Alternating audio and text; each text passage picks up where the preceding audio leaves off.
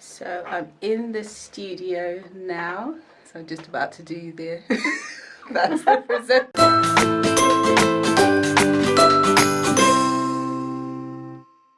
Hi, I'm Kirly-Sue, and if this is your first time to my channel, welcome to my channel. Today I'm going to be interviewed on Adventist Radio London, so I'm going to take you with me on the way. And what am I going to do? Yes, I made some cupcakes for them, and I'm taking a copy of my book with them. Actually, let me show you that. Let's put it somewhere else. Yeah. These are the cupcakes. So I made these branded, to focus. I made these cupcakes, and as you will be able to see in a moment, let me just go and get my book. This is my plant-based cookbook for parents and kids. It's on the top of my cupcakes, and these are like edible wafers that I got from Amazon. Got them to brand it. So this is my book. So come with me to my interview with Adventist Radio London. ลองถามตรงนี้บอกแม่ถ้าไม่เอาสติ๊กเกอร์นั้นแม่คิดเท่าไหร่คะแม่คิดจำไม่ได้ So I've just arrived at the headquarters of the South England Conference where Adventist Radio London is based, so let's go inside. So I'm now inside the Adventist Radio London studio, so I'm going to turn the camera around so you can see a little bit of it. The lovely logo on the wall. When I was here last time it was a bit different, so I've got all the latest equipment. So let's go and do the interview. So I'm in the studio now, so I'm just about to do the that's the presenter Vanessa in the background. So I'm just about to do the interview, so and that's my book.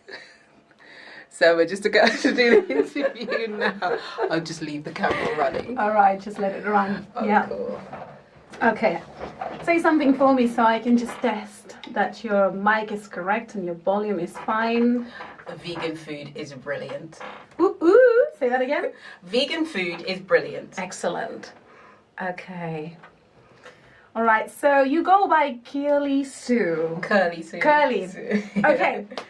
Kirly-Sue, it's great to have you with us. Thank you. Thank you for coming to the studio. Yes. Yeah, and you have a brand new book coming up. Actually, it's out already. Yes, yeah. it's just, I had the book launch last week. You did. Yeah. But before we talk about this amazing book, I have it in my hands, guys. It's beautiful. It's absolutely beautiful. Before we talk about it, I want to know what led you to become interested in cooking? Well, I became a vegetarian when I was 18. Yeah. And Is that normal? Like, was anyone in your family? You come from a Jamaican background, right? Yes, 'Cause yes. I have Latin American background. Right. There's no one like in South America. No one is a vegetarian, right? It's kind of similar, but Yeah. in Jamaica there is a group of people called Rastafarians, and they are vegan. All right. And they're whole food, plant-based. They don't have anything processed. Okay. So it's not unfamiliar to Jamaicans vegan food, but All it's right. called Rastafarians eat food called ital food. So if you say to a Jamaican ital food, they will know They what know you're what you're talking talking about. Yes. But in terms of my background, was anyone else in my family vegan? No. No. No. So you were saying I became a vegetarian. I became a vegetarian at 18, and then about 6 years ago, I decided to become a vegan. Wow. And what I'm a vegetarian. I haven't yet crossed that boundary. Come on over.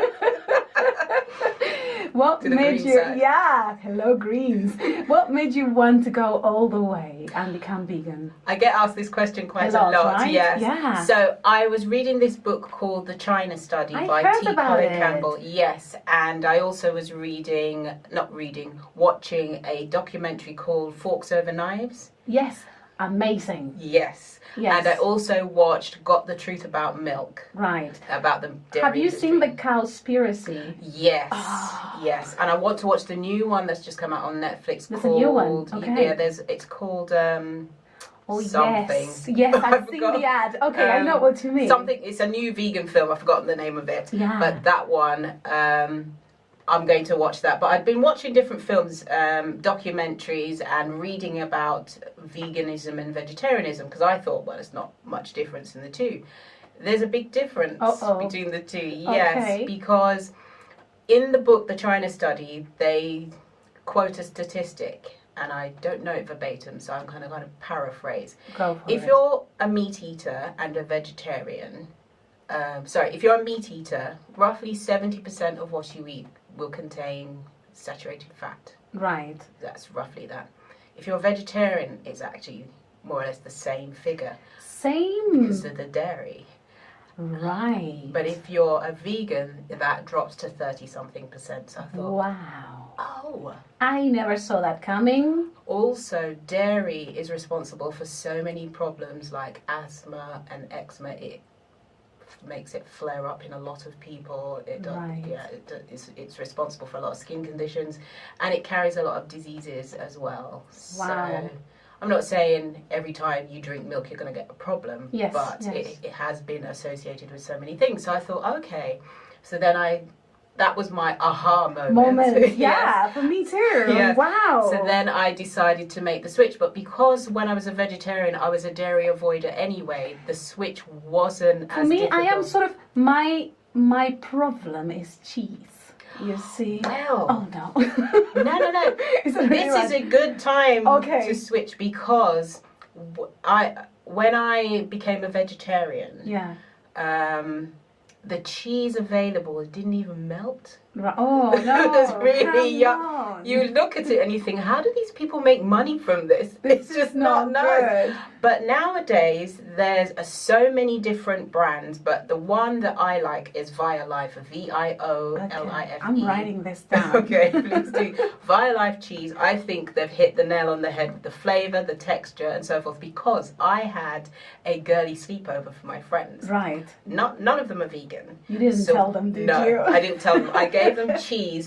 There's a Jamaican bun called, Jamaican bun, and traditionally you have it with cheese. So we were having bun and cheese, and they sat there, and then one of them clocked, and she went, "I'm confused because it's cheese, or it tastes like cheese, but it can't be cheese because I know you You're wouldn't buy vegan." cheese. I'm confused." I said, "It's not cheese." And she went, "Oh my goodness, this tastes like cheese." I said, All right. "Exactly." I'm definitely trying it. Yeah, I would try it. I'm trying And this. how I discovered it is there's a vegan shop in King's Cross, and there's a lady in there, and every time I want to try something new, I always ask her opinion, because if she likes it, usually I like it. So All right, I said, all right. right, with these cheeses, it's a minefield. Some of them are really on point, and some of them are just destined for the bin. So, so she said, try the Violife one. She said the reviews are really good. She says, I love it. Loads of people like it. So. I love your honesty. So I'm taking your piece of advice Okay. here. Yeah. Fabulous. So you crossed over and became a vegan when you realized that the amount of saturated fat, and we know saturated fat Yes. is bad. Yeah. It was roughly the same if you were a vegetarian. Yes, obviously depending on how much you eat. Yeah. You can still eat a lot of saturated fat if you're vegan, so you still have to be careful, because you have to look at a whole food plant-based diet, because Right. you can eat a lot of rubbish. Of bad stuff, Because right? a lot of people think, oh, it's vegan, so it's really healthy. Not necessarily. No, because if No. you have chips Yeah. fried in vegetable oil, Mm-hmm. there's nothing healthy about that.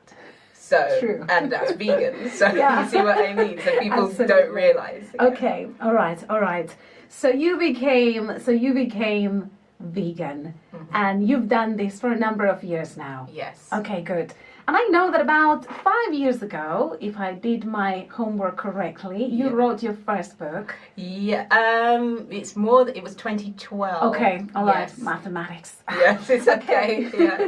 And now we have this amazing book with us, Cooking with Kids, and it's beautiful. Oh, Thank you. it's absolutely beautiful. And I wonder what led you to want to write this new book. Well, I didn't set out to write a book for kids in Right. the first place, if I'm honest. What I didn't realise is I have a presence on social media. I noticed. Oh, thank you. Yeah. Influencer right here. Thank you. So I have a lot of people who follow me on social media, but what I don't know is who they are and what they do. Some of them I know, but obviously there's a lot. There's 35,000 across all my social media, so I'm not going to know all of them and who they are and what they do. So somebody from the publishers contacted me and said, we would like to bring you in for a meeting because we'd like you to do a book. So I thought, oh yeah, got it all sorted. I've got all the recipes. I want the book to look like this. I want to do this. I want to do blah, blah, blah. Not obviously being new to having a publishing deal. So when I went in, I met with them and they said, we would like you to do a book for kids. What's your thoughts on that? So me thinking, when opportunity strikes, don't think it's always going to be your way. I just went, sure, no problem. Absolutely, I'll jump on it. Yeah. So they showed me some examples of the page layout of, you know, a mock-up of the sort of thing that the book would look like. And it's not dissimilar to this. And I thought, oh, that's really nice and really pretty. It's really informative. And I just went with it. So they basically sent me the contract. I signed the contract. They said, right, you've got X amount of time, 4 months to get it finished. Yeah, and I met the deadlines, and then there's a bit of to and fro because they'll say we want this. You change this, you change that. But it wasn't too much. They were quite good because basically I just send them the text and then they make everything else happen. Wow. So the graphic designer is Abigail Murphy. She did a fantastic job. Amazing. Knocked it out the park. Absolutely amazing. And for people tuning in today, if you want to see it, we have a freebie to give away. Yes, You're so generous. So make sure you send us an email, studio@adventistradio.london. You have to be the first person because we only have one. So make sure you do that fast. info@adventistradio.london. How did you choose which recipes to include in this book? Right. So when choosing the recipes, I wanted the recipes to be simple enough so that if you were making the recipe and you were new to vegan cooking or cooking in general, all together, yes, it was something that you thought, okay, I can do that. So you can feel confident. I can make this. I can make that. Also, it's the ingredients are ones you can find anywhere in the world, not ones where you think, oh, that's really good if you're in North America, but anywhere else in the world, you're not going to get it. Where will I find that here, right? Yes. So it's that was kind of my premise. And I know that choosing one as your favorite book is super hard. But, however, I want to talk about one of them at the very least. I saw it earlier. I can't find it now. Avocado. What was it? Oh, the chocolate mousse. Yes, because here is the thing. There's a chocolate mousse you can make with avocado. Yes. Now, the first time someone told me this, I thought, for sure, that'll be disgusting. I thought the same. I thought these people need professional help because there's no way that's going to taste good. You're going to be in A&E by the in an hour. And then I tasted it, and it is amazing. I kid you not. Yeah. It's really good. So it's good for you as well. Yeah, tell me a little bit about this one. This one, I saw it, and then this is kind of my version of it, and it's really easy to make, providing the avocados are ripe. Yes, otherwise it's not going to work. No, it's lumpy then. It's not pretty. It's really easy to make, and you can also use it as part of another dish. So if you wanted to make like a chocolate mousse tart, or if you wanted to make some kind of layered dessert. I'm getting hungry. Layered dessert. This one is really good. It's really easy, and it's not really cooking as such. Yeah. Because this is kind of a no bake, no cook. Which is recipe, perfect for young kids, isn't it? Absolutely. Yeah, it's one that's easy to make, and it tastes really nice, and you can, use whichever kind of cocoa powder you want or cacao powder, whichever you have available. So I think most places in the world you'd be able to make this. It's delicious. Try it. I know it doesn't sound like something you would like. I'm telling you, but you will. I promise you would like it, definitely. You will. And I love the idea of incorporating kids. The idea of teaching them about healthy food from the beginning. Tell me a little bit about this. I feel you're passionate about this. I'm passionate about this because I always try to think of the next generation. What are we passing on to the next generation? And I've seen lots of documentaries about families in the UK who are not as healthy as they could be. But there was one particular documentary I was watching where they went into the family and they said, right, we're going to try to help you to eat healthy.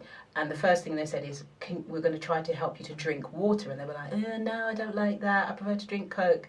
But the daughter in the family was about 7 and she took to it really well. And I thought, how come she's taking it so well and everybody else is complaining? Because the school she went to practiced healthy eating. So she has. So, yes. Right, that mentality, that idea planted already. Yes, so I think if it's a discipline that you've got from an early age and an influence, you will usually carry that into adulthood. Absolutely, as well. Yes. Absolutely. And I'm thinking about some of us who are set in our ways, right? Yes. I'm a vegetarian, I'm trying. But you know, some of us, for me, becoming vegetarian was hard because I grew up with steak, right? Argentina is the land of steak. But I did it, I made that change and I'm glad. But maybe for some people it's a matter of starting with some substitutions, changing little things here and there. Tell me a little bit about that.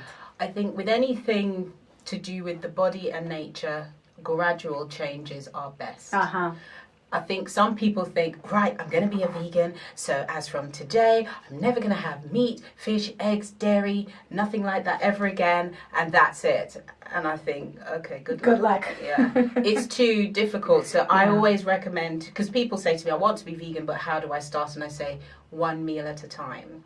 So start off slowly. So you can say, right, maybe for this week, I'm going to have vegan options for breakfast. So find some vegan options for breakfast. Or even if that's too much, find some vegan snacks to start off with throughout the day. Then go to breakfast, then lunch, then dinner, and then kind of make the change gradually and start putting together your own bank of recipes that are ones that you like. So when you want to kind of cook something vegan, you think, okay, I've got my treasure chest of recipes here, so I can think of something to have.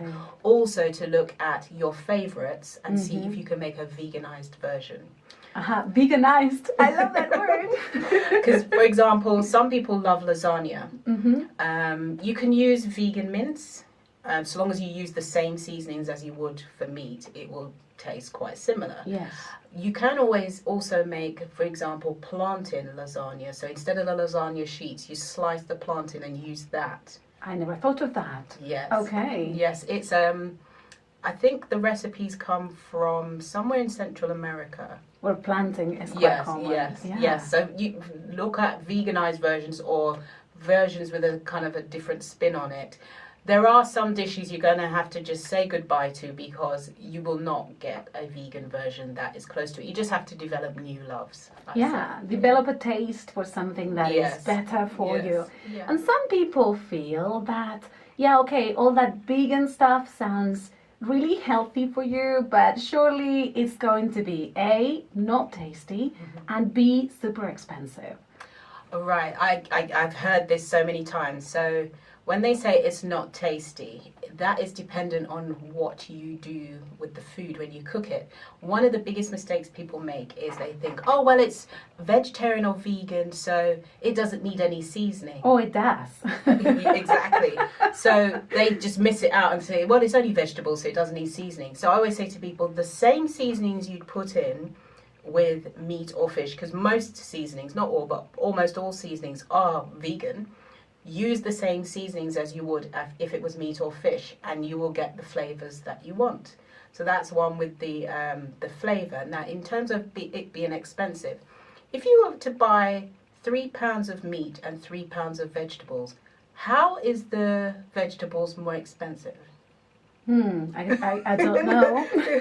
I think the reason having said that, there are some vegan products that are expensive. And I really don't know why, but it's finding cost-effective versions, I think, because you can get really expensive stuff and you can get really cheap stuff, because fruits and vegetables are cheap. I mean, even if you're on a seriously tight budget, pound a bowl, I mean, most people can stretch to that. If you have an allotment, then it's free. Or a really nice garden. So fruits and vegetables, and it depends on what you choose to cook. If you want to eat a lot of the substitutes, Some of them are more expensive than others, so it's about learning and shopping around and finding what works best for your budget. Absolutely. And I guess you also need to consider the cost to your health. Yes. Because maybe, yes, this will be costly in terms of your time. You have to learn something new, and maybe you have to develop a new taste.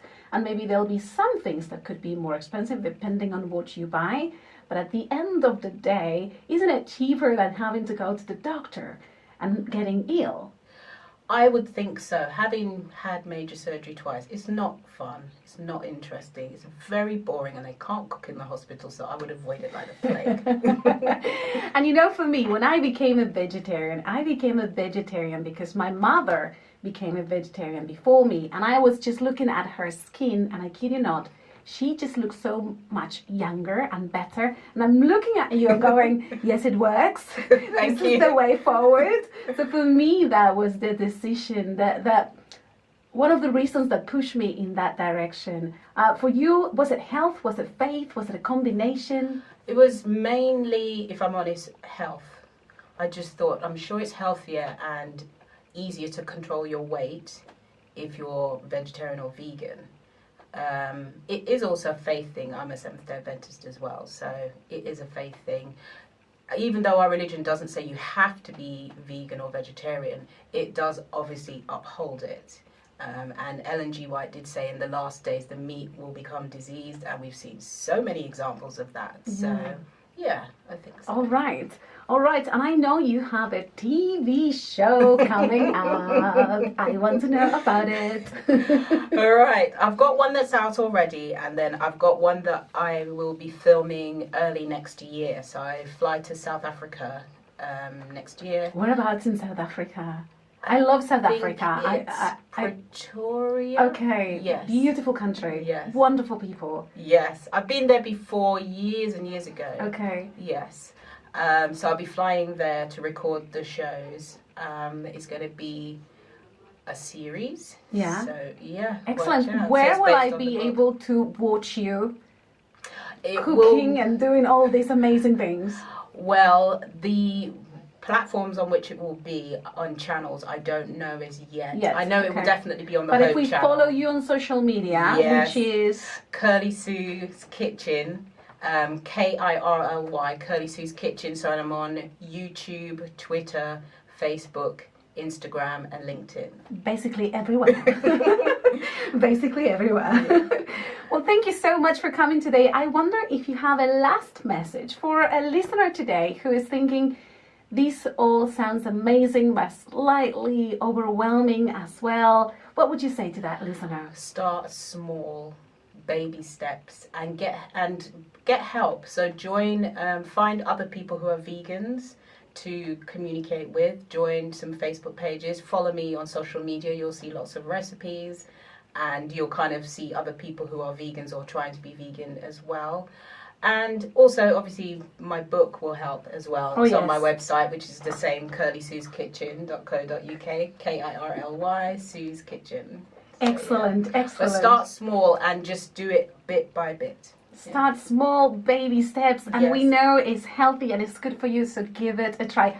I am thinking this will make an excellent Christmas present. Yes. So if you are wondering what to buy for Christmas, then here we go, cooking with kids. Thank you so much for coming today. It's been an absolute pleasure. Thank you for having me. It's been wonderful.